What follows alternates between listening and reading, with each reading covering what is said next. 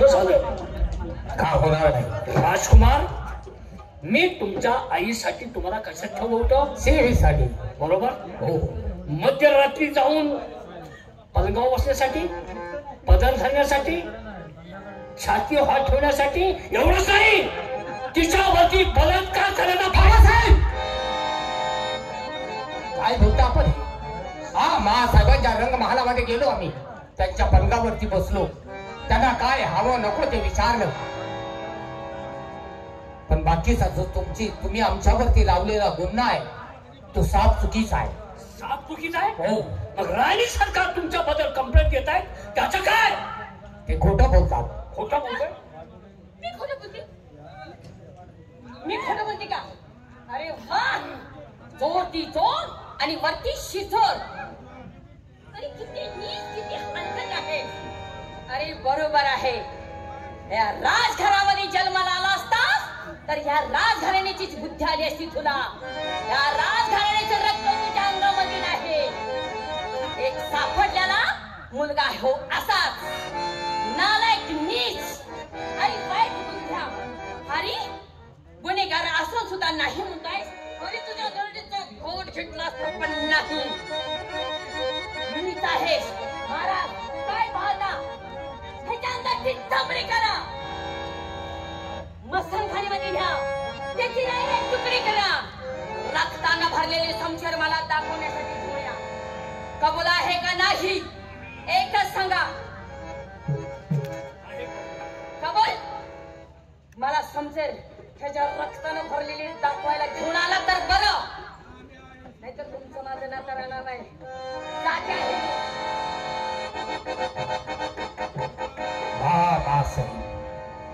यालाच म्हणतात बाईच्या अंगात 36 नखरे. एक नखरा दाखवला तर आकाश पाताळ एक होत असतं. अरे देवा ठिकाणची वाट लावली एका बाईनं, मग तुमच्या आणि माझ्या सारख्या सामान्य माणसाची वाट लावायला किती वेळ लागणार नाही. पण बाबासाहेब, महासाहेबांनी आमच्यावरती जो गुन्हा दाखल केला तो साफ चुकीचा आहे. साफ चुकीचा आहे? दरबारात तुझ्यापेक्षा मग्नाचे पुतळे सरदार आहेत. रोज एक नाही तर हजारो माणसं दरबारात येत असतात. त्यांच्यावरती राणी सरकारने कधीच आक्षेप घेतला नाही.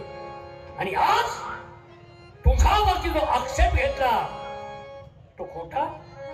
माझी बायको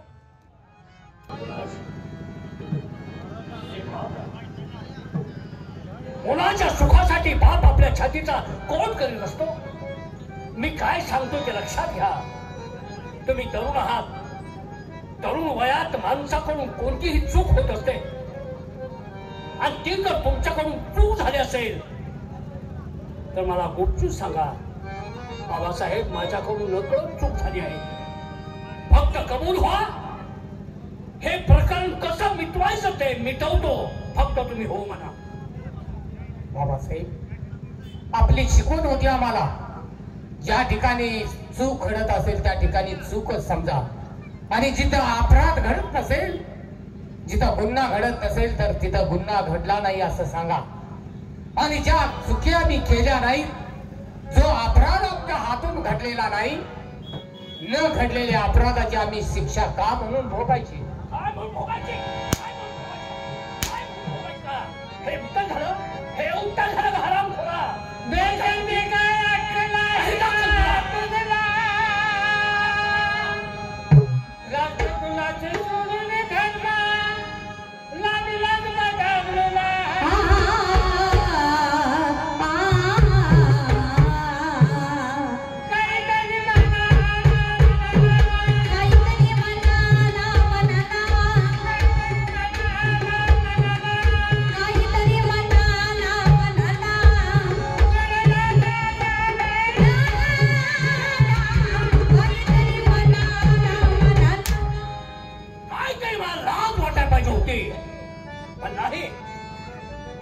तुझा नाही. आमच्या पोटी जन्म घेतला असतास तर त्या आईवरती वाईट भावनेनं हात टाकला नसतास. तो कचरा कुंडीत सापडलेला तुझी जात गोत तुला माहित नाही. आई वडिलांचा पत्ता माहित नाही. रक्तात डोळा त्याच्यामुळे तू हे कृत्य केलंस. नाही बाबासाहेब, आज मला माझी खरी जागा दाखवून दिली. पण बाबासाहेब, जरी मी कचरा खुंडीत सापडलो असलो तरी माझ्यावरती चांगले संस्कार झाले. या जगामध्ये कसं वावरायचं जर तुम्ही ज्ञान दिलं, तुम्ही दिलेल्या संस्काराला माझ्या हातून कदापि तडा जाणार नाहीये. माझी विनंती आहे बाबासाहेब, मासाहेबांच्या बोलण्याकडे लक्ष न देता आम्ही जे सांगतोय त्यावरती विचार करा. तुमच्या छत्रछायेखाली वाढणारा मुलगा असा वाया जाईल नाही बाबासाहेब. मी आपल्या पवित्र पावलाची शपथ घेऊन सांगतोय, आमच्या हातून हा गुन्हा घडलेला नाही. तुम्ही बापाने लेकरू दूर घालू नका पुत्राचे, जरी प्राण घेतला संशय घेऊन हाताशी, चुकणार मान आपल्या समोर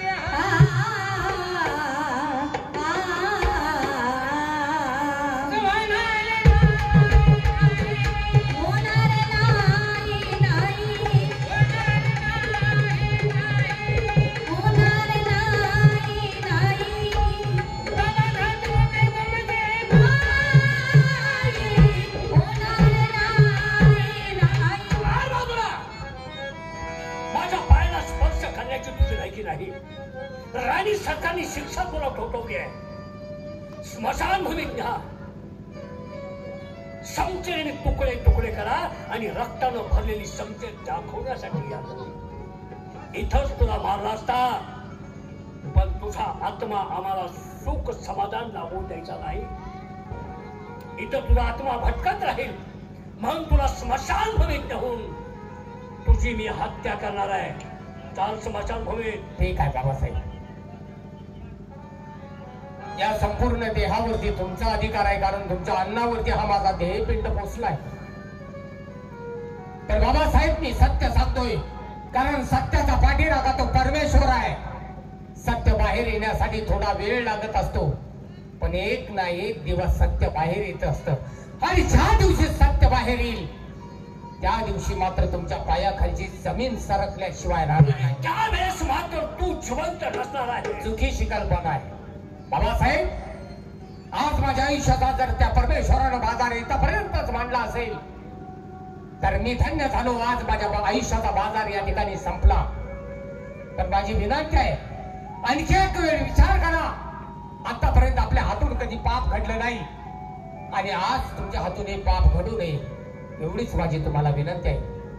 मला ज्ञान शिकू नकोस. तुझा मृत्यू तुला स्मशान भूमीत वाट पाहतो तुझी. चाल म्हणतो. ठीक आहे, आपण द्याल ती सजा मी आनंदाने स्वीकारण्यास तयार आहे.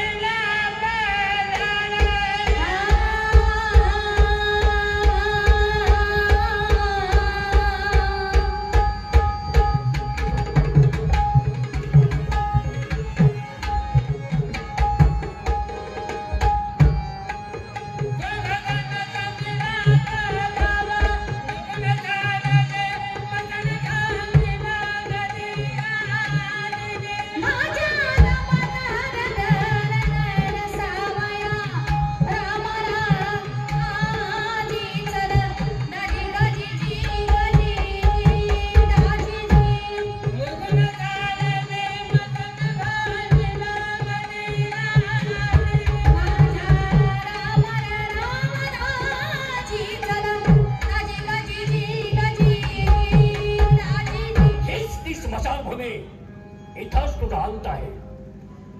जन्म एका कचरा कुंडीत, पालन पोषण राजवाड्यात, तर शेवटी जीवनाचा अंत स्मशान भूमीत. बस खाली.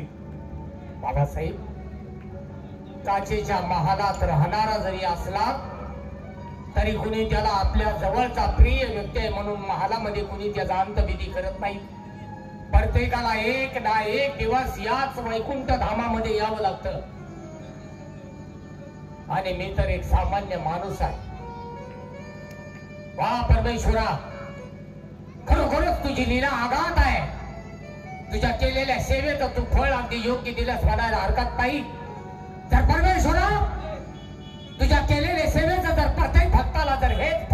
येत असेल तर आजपासून या भूतलावरचा माणूस तुझ्यावरती कोणी परमेश्वर म्हणून विश्वास ठेवणार नाही. फक्त पाहत असताना तुझ्याकडे दगड म्हणून पाहतील. आणि यातून जर मी खरंच सत्वशील असेल तर आज तूच माझा पालन पोषण करता.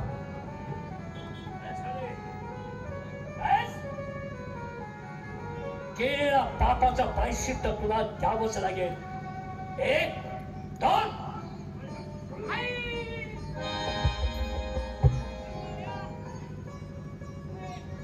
बस. रक्ताने भरलेली समजेल राणी सारखाला दाखवली पाहिजे.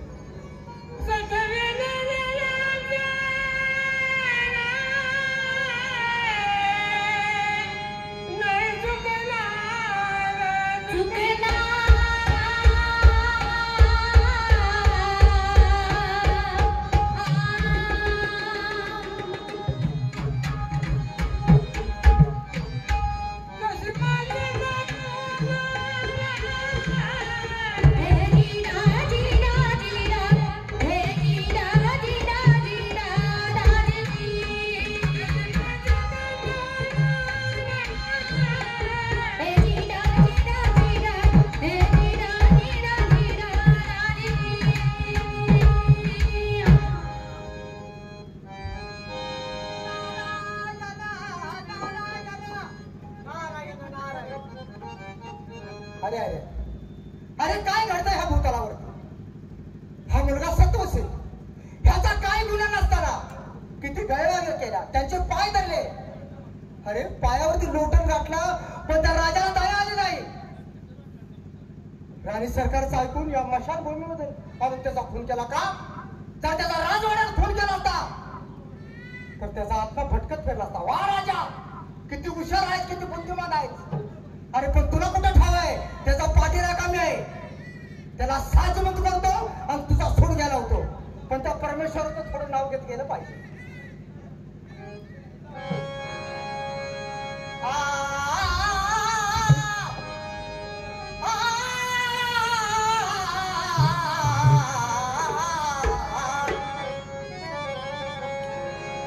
हे धाव बेड्याता विठू दर्शनाला, हे धाव बेड्याता विठू दर्शनाला, पावन रे देव जावी पंढरी.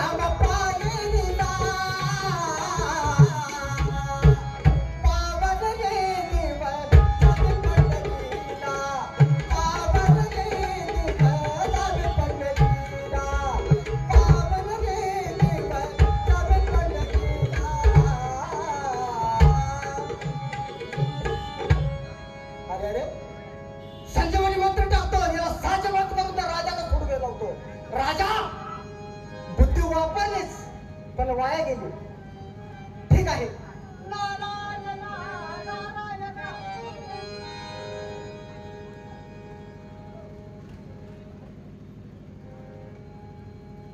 आशीर्वाद आहे माझा. मुलगा जाऊन धर तू बाई.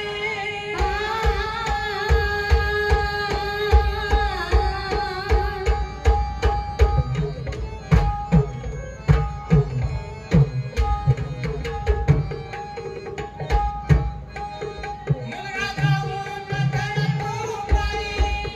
तुम्ही माझे खूप बाई. कसा कसा कधी माझ्या रमण हरद्यार रसावया रामाला आजी चला दाजी गाजी जी गाजी जी दाजी की तुम्ही माझे गुरु बाई. कसा कसा माझ्या रामण रामदाजी चला दाजी गाजी जी गाजी जी दाजी जी. गुरुवारी बोल बालका. का मला तुम्ही पुनरुपी जन्म दिला? कारण मी पापी आहे. मला या भूतलावरती जगण्याचा अधिकार नाहीये. अरे वेड्या, स्वतःला का कमी लिखतोस? अरे तू 7 वर्षाला आहे म्हणून इथं आलो ना. तुझं प्रेम भक्ती आई वडिलांची केलेली सेवा हे सगळं पाहिल्यानंतर मी इथं आलाय. आणि तुझ्यावर झालेल्या अन्यायाचा तुला राग वगैरे येत नाही का? म्हणजे माझ्यावरती झालेल्या अन्यायाचा बदला घेण्यासाठी तुम्ही मला पुनरुपी जन्म दिला. हा पण दिला तो दिला सर्प योनीमध्ये. हा सरपंच का कशासाठी? मी बदला घ्यायचा कसा?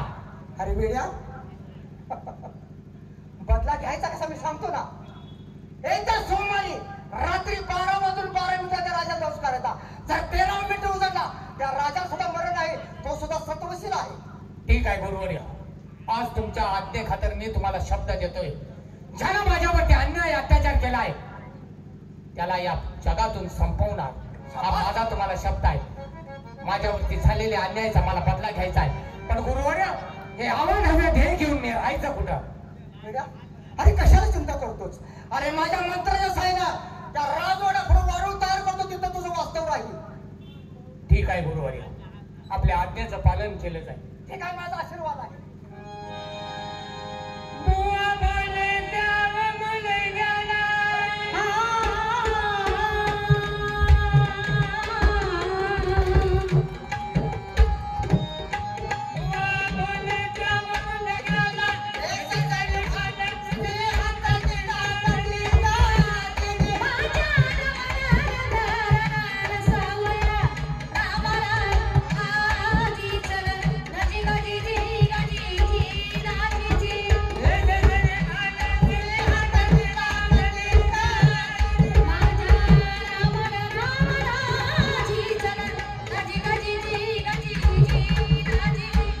माझा आशीर्वाद आहे तुला.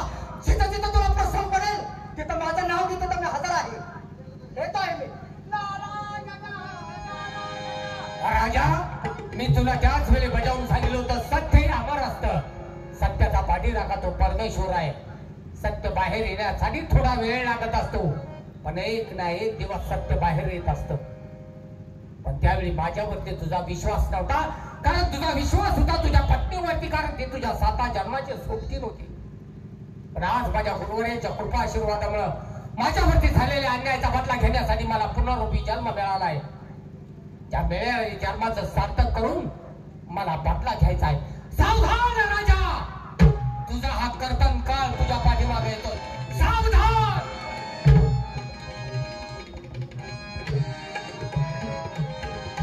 मेला मेला तो पाटी वासनेचा लहानपणापासून सांभाळ केला आणि सांभाळ करणाऱ्या आईवरतीच वाईट भावनेला हात टाकला. मेला तो गेला. शेवक, कोण आहे तिकडं? अरे